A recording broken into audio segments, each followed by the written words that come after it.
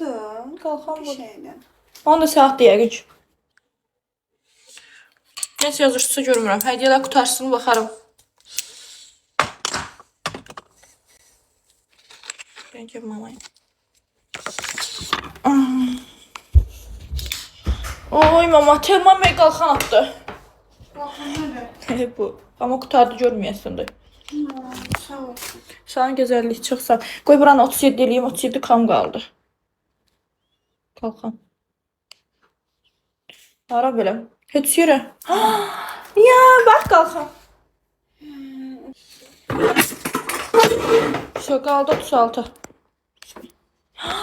Bu da qalxan. Allah, neyini qoy axırda yazarım onu qora nə qədər qalsa. Çox sağ. Sağ olsun. Səhər sevindir sayəxdən. 3 dənə qalxan.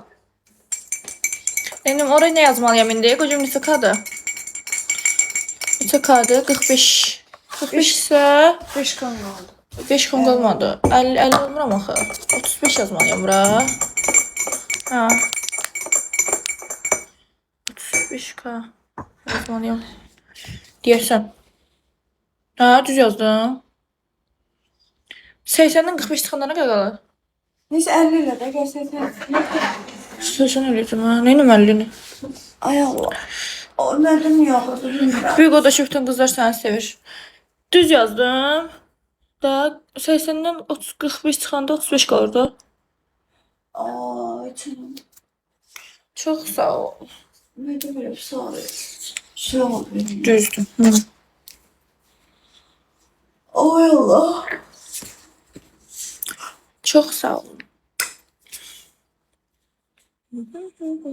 Bir şey atanda deyim videosunu çəkim paylaşımda. Nə olar ki, mən də yazğam. Mən də istəyirəm video çəkim.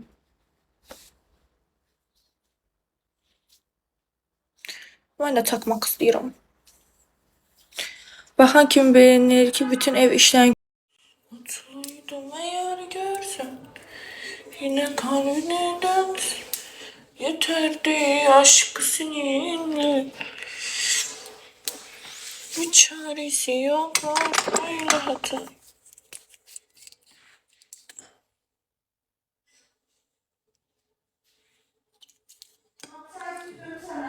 Ha? Ha.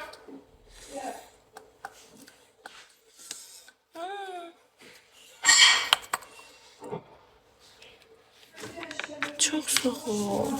Teşekkür ederim. Yok.